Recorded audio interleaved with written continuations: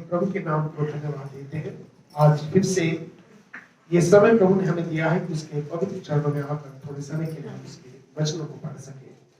और आज के ध्यान के लिए हम जो वचन पढ़ेंगे वो भजन संहिता की पुस्तक उसका 103 अध्याय और 1 से 5 तक इसको हम पढ़ेंगे और इसके ऊपर हम थोड़े समय के लिए ध्यान करेंगे, मनन करेंगे। और यहाँ पर जो है कुछ चीजें हैं जिनको आज प्रभु के वचन में सब देखेंगे। 729 नंबर का वचन है जिसको हम लोग अभी पढ़ेंगे। 729, ठीक है। भजन संहिता 103 अध्याय 1 से लेकर 5 वचन तक, ठीक है। ठीक है, मिल गया है सबको?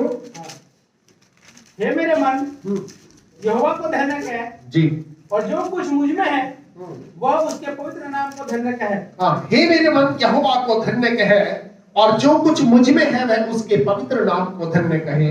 हाँ, हे मेरे मन यहोवा को धन्य कहे और उसके किसी उपकार को न भूलना। हाँ, हे मेरे मन यहोवा को धन्य कहे और उसके किसी उपकार को नहीं भूलना।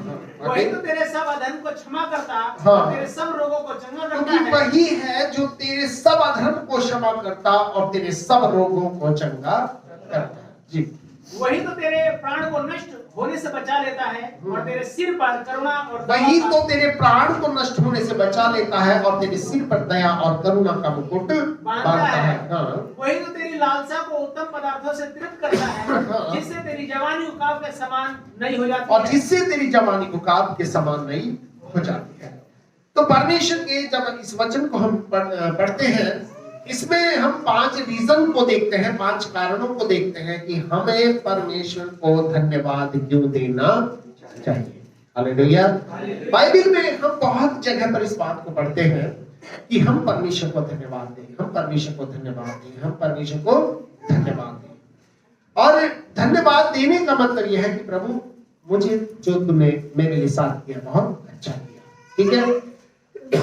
हम लोग जब हम किसी के यहाँ जाते हैं, कोई घर में जाते हैं, कोई बच्चा हमारे लिए पानी लेकर के आता है तो हम उसे क्या कहते हैं? थैंक यू, यानी कि धन्यवाद। और ये धन्यवाद हम उसको क्यों देते हैं? ताकि हम उसको क्या करते हैं?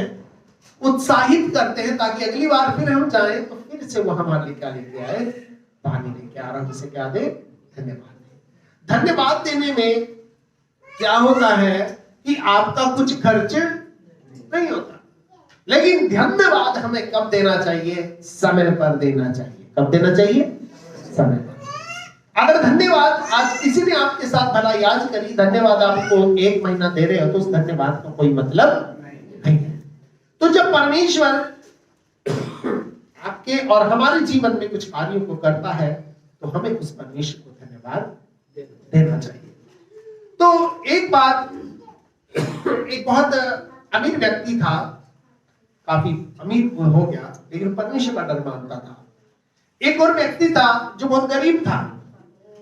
तो बाइबल में लिखा है कि यहोवा के डरवैयों के चारों ओर उसका दूत छावनी किए हुए उनको बचाता है। इसका मतलब एक इनविजिबल ताकत है, एक अदृश्य शक्तियां हैं जो आपकी और मेरी देखभाल को करती हैं और जो आपके और मेरे चीजों को परमेश्वर के सामने क्या करती है? ले जाकर रखती हैं। और बाइबल में लिखा है कि तू मेरे मारे मारे फिरने का हिसाब रखता है, तू मेरे आंसुओं को अपनी कुप्पी में रखता है, क्या उनकी चर्चा तेरी पुस्तक में? ये बाइबल में लिखा है बात। इसका मतलब कि हर एक कदम, हर वक्त, हर समय और हर पल आप जहां हो, जैसे हो, जो भी कर रहे हो, वो सब कुछ क्या हो रहा है? परमेश्वर के सामने रिकॉर्डेड होता। और वो बिना परमेश्वर की इच्छा से आपके जीवन में हो ही नहीं सकता। अगर आज आपके जीवन में कोई आया है तो वो परमेश्वर की मर्जी से आया है। जो भी कुछ आपको मिला है वो आपकी नहीं, परमेश्वर की मर्जी से मिला है। और उसके लिए आपको क्या करना है? परमेश्वर को धन्यवाद करना है। अब वो व्यक्ति जिसके पास बहुत सारा पैसा हो गया, वो प्रभु से प्रार्थना करता है, प्रभु बस अब मुझे और नहीं चाहिए। क्या आप कभी ऐसी स्टेज में आए हो जब आप ये कह सको कि प्रभु मुझे और नहीं चाहिए, अब मेरे पास बहुत है? तो ये व्यक्ति कह रहा है कि प्रभु मुझे बस तेरा धन्यवाद हो, जो भी कुछ तूने मुझे दिया है उसके लिए लेकिन एक गरीब व्यक्ति है, ये बेचारा उसको देख करके कोड़ रहा है और ये कह रहा है, प्रभु देख मैं रोज तेरा नाम लेता हूँ, रोज तुझसे प्रार्थना करता हूँ, पर मेरे पास तो कुछ भी नहीं है। अब उस स्वर्गदूत वहां पर जाकर परमेश्वर से बोलने लगा कि प्रभु ये जो अमीर आदमी है ये कह रहा है कि बस अब मुझे और नहीं चाहिए, प्रभु जो भी दिया उसके लिए तेरा धन्यवाद हो, तो तू उसको देता जा रहा है। और ये गरीब आदमी बेचारा जिसके पास खाने को भी नहीं है, जिसके पास अच्छे कपड़े नहीं है, कोई ना घर है इसके पास, और ये व्यक्ति तो उससे रोज मांगता है तो उसे देता नहीं है। तो परमेश्वर ने उसको एक जवाब दिया कि देख वो जो अमीर आदमी है वो धन्यवाद देना नहीं छोड़ता, और इसलिए मैं उसको देना नहीं छोड़ता। और ये गरीब आदमी है, ये मांगना नहीं छोड़ता, ये धन्यवाद नहीं देता। क्या नहीं देता? धन्यवाद नहीं देता, इसलिए मैं इसको नहीं देता। तो बदले में क्या करना है, उस व्यक्ति के पास फिर वो स्वर्गदूत आया, उसने कहा कि देख तू प्रभु को धन्यवाद दे। वो गरीब आदमी गुस्सा हो गया, किस बात के लिए धन्यवाद दो? ना मेरे पास अच्छा घर है, ना मेरे पास अच्छा शरीर है, ना मेरे पास अच्छे कपड़े हैं, ना मेरे पास पैसा है, कुछ भी तो मेरे पास नहीं है जिसके लिए मैं प्रभु को धन्यवाद दूं। स्वर्गदूत ने उस व्यक्ति से कहा कि देख कम से कम तेरे पास सांसें तो है जो तेरे शरीर में चल रही है, तो इस बात के लिए उसको क्या दे? धन्यवाद। प्रियो, हमारे पास बहुत सारे ऐसे रीजन हैं जिसके लिए हम परमेश्वर को धन्यवाद दे सकते हैं। हमारे पास बहुत सारे ऐसे कारण हैं जिसके लिए हम प्रभु को धन्यवाद दे सकते हैं। और बाइबिल हमें बताती है कि धन्यवाद का बलिदान चढ़ाने वाला मेरी महिमा करता है। तो हमें क्या करना है? धन्यवाद जब हम देते हैं, परमेश्वर की आशीष हम पर आती है।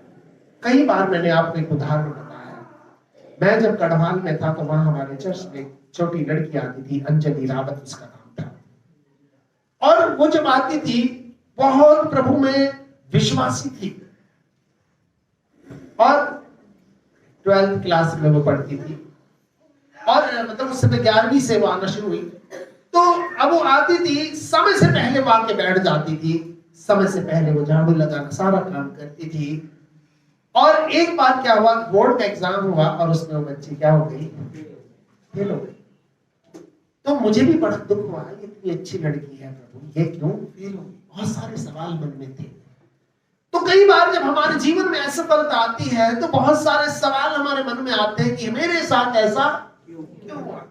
और वो समय होता है जब हमारे पास धन्यवाद देने के लिए कोई शब्द नहीं होता। हमारे पास सिर्फ कंप्लेंट करने के लिए, सिर्फ शिकायत करने के लिए बहुत सारे ढेरों सारे शब्द हो जाते हैं, पर धन्यवाद करने के लिए हमारे पास एक भी शब्द नहीं होता। उसके बाद मैं भी बड़ा मन में थोड़ा दुखी था, क्योंकि भाई एक तरह से एक अटैचमेंट था, बेचारी इतने दिनों से आ रही है, हेल्प कर रही है। तो मैंने उससे एक बात कही, बेटा देख, पास होने पे तो दुनिया धन्यवाद देती है, तो उसे फेल होने पे धन्यवाद दे। हालेलुया। तो उसको फेल होने पर धन्यवाद दे। तो उस बच्ची ने क्या किया, उसको धन्यवाद दिया, उसने हिम्मत नहीं हारी, उसका विश्वास था। अगले साल फिर से एग्जाम हुआ, और मैं आपको बताऊं पूरे गढ़वाल के अंदर, पूरे इस एरिया के अंदर उसका दूसरा स्थान, बहुत अच्छे नंबर से पास हो गई। बाद में पता चला कि जब उसकी मार्कशीट आई तो उसमें बिल्कुल 3rd डिवीजन के आसपास नंबर आ रहे थे, जो किसी काम के। और उस लड़की को डॉक्टर बनना था। और मैं आपको बताऊं, एक डॉक्टर रावत थे, उनकी वो बेटी थी, और वो डॉक्टर रावत उनके परिवार से थे जो भवानी सिंह का आपने कभी नाम सुना होगा। राजगुरु, भगत सिंह, भवानी सिंह, ये 3 को फांसी दी गई थी। उस भवानी सिंह की जो वाइफ थी वो उस समय वहां पर जिंदा थी, और उस जमाने में उसको करीब 45,000 पेंशन मिलती थी, जबकि सरकारी बहुत बड़े अफसर की तनख्वाह 5,000 थी। आप समझ सकते हैं, वो परिवार जिसको बहुत बड़ा एरिया जो है सरकार ने जो है गिफ्ट के रूप में दिया हुआ था, उस शहीद की क्या थी, और पूरा घर जो है उनका था। और जब वो पुलिस में उसका अच्छा वो आया, और उसके बाद उसका आपको बताऊं उसका मेडिकल में भी क्लियर हो गया, एमबीबीएस उसने किया, और आज वो ऋषिकेश के अंदर, हरिद्वार के अंदर जो एम्स है, पता है आपको, ऋषिकेश में ऑल इंडिया मेडिकल है, तो वहां पर वो डॉक्टर है। हालेलुया।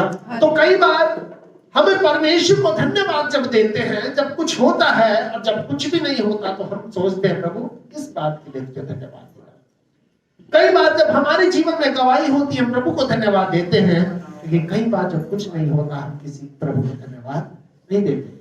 लेकिन यहाँ पर जब प्रभु के इस वचन को पढ़ते हैं तो वो ये कहता है, हे मेरे मन यहोवा को धन्य कर।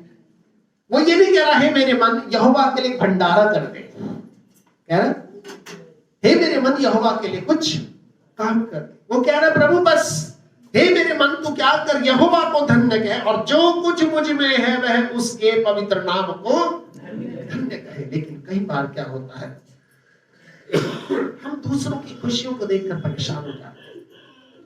प्रभु देखो उसके साथ वैसा हो गया लेकिन मेरे साथ ऐसा नहीं हुआ। उसने 2 मकान खरीद लिए, मेरे पास एक भी मकान नहीं है। उसके पास इतना सब कुछ है, मेरे पास इतना भी नहीं है। पर ध्यान रखना आपको जो कुछ आपके पास है उसके लिए आपको प्रभु को धन्यवाद दो।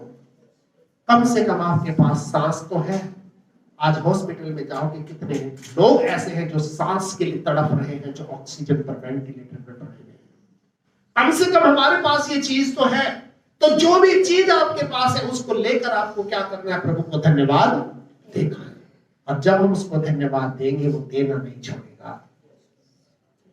और जब तक हम क्या करते, हमारी आदत होती है हम परमेश्वर को सोचते हैं जैसे बनिए की दुकान है ना, भाई 1 किलो धनिया दे दो, थोड़ा ये दे दो, थोड़ा ये दे दो, बस लिस्ट लिखवाई, पर्ची फेंकी और अपना वापस आ गए।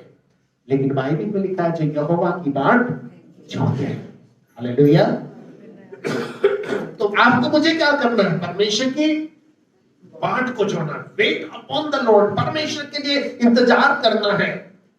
और परमेश्वर के लिए इंतजार कब करेंगे, जब हम परमेश्वर के पास समय पे पहुंचेंगे। पर दुख की बात यह है अगर हमारी फ्लाइट हो तो हम फ्लाइट पे, अगर आप इंटरनेशनल फ्लाइट है तो आपको कम से कम 2 घंटे पहले हवाई जहाज के अड्डे पे पहुंचना पड़ेगा।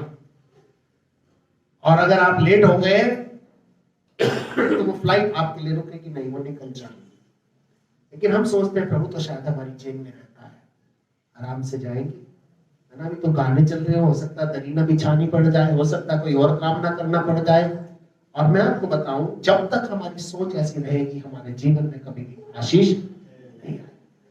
परमेश्वर की आशीष को लेने के लिए आपको परमेश्वर के प्रति गंभीर होना ही पड़ेगा। और नहीं तो हर बार बस चर्च में आते रहोगे, जाते रहोगे, जहां है वहीं आखिरी तक पड़े रहोगे। आपके और मेरे जीवन के अंदर हमें क्या करना है, परमेश्वर की आशीष को लेना है। और लेकिन हमारा जो मन है ये कई बार ऐसे विचारों को लाएगा कि छोड़ो। ये मन हमारा जो है, बाइबल में लिखा है कि मन तो सब वस्तुओं से अधिक धोखा देने वाला होता है और इसमें असाध्य रोग लगा है, इसका भेद कौन समझ सकता है। और शैतान कभी नहीं चाहता कि हम सही समय से प्रभु के भवन में आए। शैतान कभी नहीं चाहता कि आकर हम 2 मिनट के लिए बैठकर शांति की वातावरण में हम अपने परमेश्वर को धन्यवाद दे सके। क्योंकि बाइबल में लिखा अगर हम उसे धन्यवाद देंगे तो वो धन्यवाद का बलिदान ग्रहण करके हमें आशीष करेगा। हालेलुया।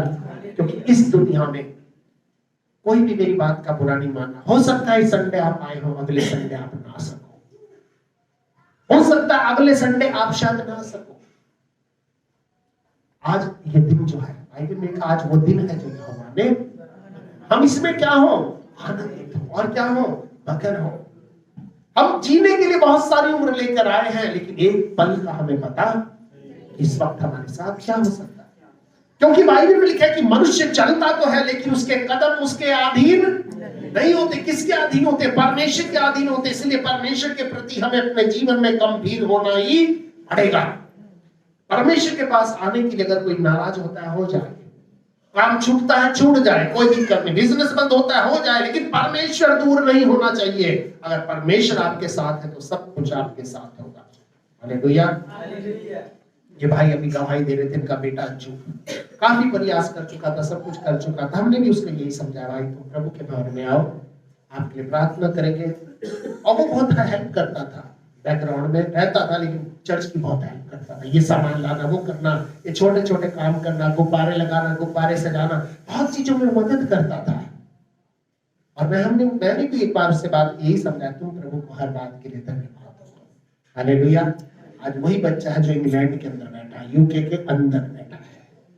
क्योंकि मुझे मालूम है यूके, मैं भी होके आया हूं, मैं भी वहां रहा हूं, मुझे मालूम है वहां जाने की खुशी कितनी होती है।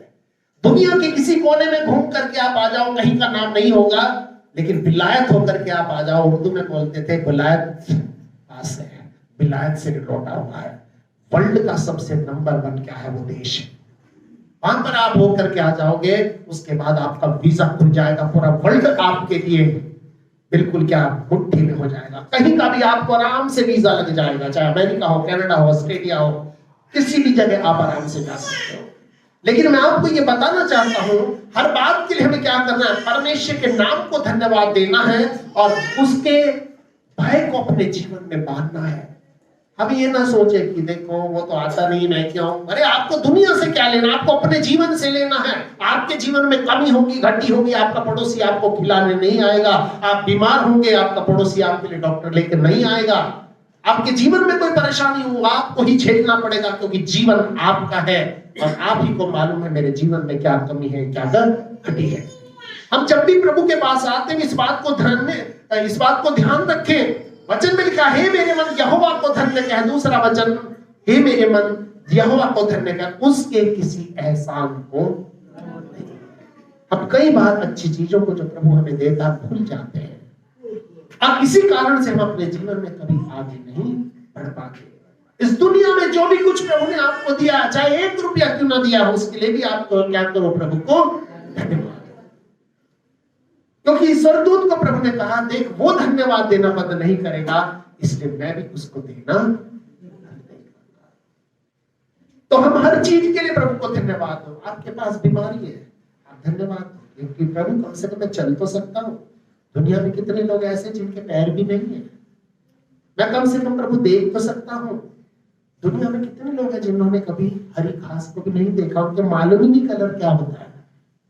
आज हमारे पास बहुत सारे विषय हैं जो क्या कर सकते हैं, हम उन विषयों को लेकर प्रभु को धन्यवाद दे सकते हैं। हर बात के लिए हमें क्या करना है? प्रभु को धन्यवाद करें। क्यों हम धन्यवाद करें? कारण क्या है? पहली बात, तीसरा वचन पढ़ेंगे, क्या लिखा है? क्योंकि वही तो तेरे सब अधर्म को क्षमा करता है। सबसे पहला काम, तेरे सब अधर्म को क्या करता है? दूसरी बात क्या करता है? और तेरे सब रोगों को चंगा करता है। ये तो नहीं लिखा 2-4 को नहीं करता भाई, किडनी की बीमारी को नहीं करता या किसी और चीज को। क्या लिखा है? तेरे सब अधर्मों को क्षमा करता और तेरे सब रोगों को, चाहे कोई भी रोग क्यों ना हो। आपको पता है, अगर आप मेडिकल साइंस की स्टडी करोगे तो अभी तक दुनिया में 27 बीमारियां खोजी जा चुकी हैं। कितनी? और ये जितनी भी बीमारियां हैं, इन 27 की ही, ये 27 तरह के पेड़ हैं, इन्हीं की अलग अलग शाखाएं हैं। ये जो बीमारी दुनिया में चल रही है, अभी यीशु मसीह ने अपनी पीठ पर कितने कोड़े खाए? इसका मतलब 39। अभी और भी कुछ बीमारियां हैं जो बहुत ही भयानक हैं, जो दुनिया में शायद आई नहीं है और जो अभी आने वाली है। ये बीमारियों के लिए यीशु ने क्या खाया? अपनी जान को उस पर दिया। इसलिए प्रभु का वचन कहता, वही तो तेरे सब धर्म को क्षमा करता और तेरे सब रोगों को क्या करता है? चंगा करता। आगे क्या लिखा है? तीसरी बात क्या है? वही तो तेरे प्राण को नष्ट होने से बचा लेता है। और वही तो तेरे प्राण को क्या करता है? नष्ट होने से, खत्म होने से क्या कर लेता है? बचा लेता है। प्राण को नष्ट होने से बचाने का मतलब क्या है? इस दुनिया में बाइबल में लिखा है कि चोर चोरी करने, घात करने और नाश करने आता है, लेकिन यीशु ने कहा मैं इसलिए आया हूं ताकि तुम जीवन पाओ और बहुत आयत का जीवन पाओ। जीवन तो है पर बहुत आयत का जीवन होना चाहिए, इसमें सब कुछ होना चाहिए। आगे क्या लिखा है? और तेरे सिर पर करुणा और दया का मुकुट बांधता है। और तेरे सिर पर करुणा और दया का क्या बांधता है? मुकुट बांधता है। करुणा और दया का मुकुट क्या है? आपको परमेश्वर इस योग्य बना देगा। मुकुट बांधने का मतलब कि लोग जब तुम्हें देखेंगे तुम्हारी तरफ एक उम्मीद की नजरों से देखेंगे। करुणा कौन कर सकता है? दया कौन कर सकता है? जिसके पास कुछ हो। जिसके पास कुछ नहीं है वो किसी के ऊपर क्या करुणा कर सकता है, क्या दया कर सकता है? अगर आज मेरे पास कुछ है तो मैं किसी की हेल्प कर सकता हूं। अगर मुझे ही हेल्प की जरूरत है तो मैं किसी की हेल्प कर सकता हूं? नहीं कर सकता। इसलिए प्रभु का वचन कहता है कि वही तो तेरे प्राण को नष्ट होने से बचा लेता और तेरे सिर पर करुणा और दया का मुकुट बांधता है, आपको योग्य कर देता है कि आप दूसरों का भी भला कर सकते हो। और आखिरी में क्या लिखा है कि वही तो तेरी लालसा को उत्तम पदार्थों से तृप्त करता है। वही तो तेरी लालसा को, लालसा का मतलब इंसान होने के नाते हमारे मन में बहुत सारी इच्छाएं होती हैं। हम सबके अपने अपने सपने होते हैं, हम सबकी अपनी अपनी इच्छाएं होती हैं। प्रभु मैं अपने जीवन में ये करना चाहता हूँ, मैं अपने घर में ये चीज देखना चाहता हूँ, मेरे साथ ऐसा होना चाहिए। और प्रभु का वचन कहता है हमारे मन की सभी लालसाओं को, चाहे वो कैसी भी क्या करता है, उत्तम पदार्थों से क्या करता है, तृप्त करता है। तृप्त करने का मतलब आपको वो सेटिस्फाई करता है। ठीक है, कितनों के पास सब कुछ होता है लेकिन वो संतुष्ट, लेकिन कुछ के पास कुछ भी नहीं होता लेकिन फिर भी वो संतुष्ट। हालेलुया। और क्या लिखा, जिससे तेरी जवानी उकाब के समान नहीं हो जाती। ठीक है, और उकाब के बारे में मैंने आपको बताया है कि जब उसकी जवानी नहीं हो जाती है उसके अंदर बड़ी पावर आ जाती है। ठीक है, उकाब के बारे में आपको पता होगा 30 साल तक तो अपने घर में रहता है। 30 साल के बाद उसके अपने घर वाले उसे बाहर भगा देते हैं। उसके बाद वो 40 दिन का शोक मनाता है, कहां पर बैठकर, किसी पेड़ के ऊपर। और वो इतना दुख में भर जाता है, अपनी चोंच को तोड़ लेता है, अपने सारे पंख उखाड़ लेता है। और उस समय उसकी हालत जो है बड़ी गंभीर हो जाती है। एक तरह से उसका एक नया जन्म होता है, उसकी नई चोंच उड़ती है, फिर उसके नए पंख आते हैं और उसके बाद उसके अंदर जो स्ट्रेंथ आती है, ताकत आती है, उसके बाद वो अपने घर को बसाता है। हालेलुया। उसका जीवन बिल्कुल प्रभु के लोगों का जीवन है। जिस प्रकार से परमेश्वर के जो लोग होते हैं जब संसार को छोड़ करके आते हैं थोड़ा सा दुख होता है, और जब वो अपने प्रभु के पास आ जाते हैं उन सब पीछे बातों को भूल जाते हैं, क्योंकि प्रभु उनको इतनी आशीष दे देता है कि अब उनको पिछले जीवन की, पिछले लोगों की चिंता या दुख नहीं होता। हालेलुया। और इसलिए प्रभु का वचन कहता है वही तो तेरी लालसा को उत्तम पदार्थों से तृप्त करता है। आज परमेश्वर आपके और मेरे जीवन के अंदर बहुत सारी आशीषों को, बरकतों को देना चाहता है। बस आपको मुझे क्या करना है, प्रभु के लिए हमें धन्यवाद देना है। जब भी प्रभु हमें कुछ दे हमें क्या कहना है, धन्यवाद। छोटा बच्चा आपको पानी ला के देता है, आपको क्या कहना है, धन्यवाद बेटा, थैंक यू। है ना, दूसरों को धन्यवाद दे सकते हैं तो हम प्रभु को धन्यवाद क्यों नहीं दे सकते। हालेलुया।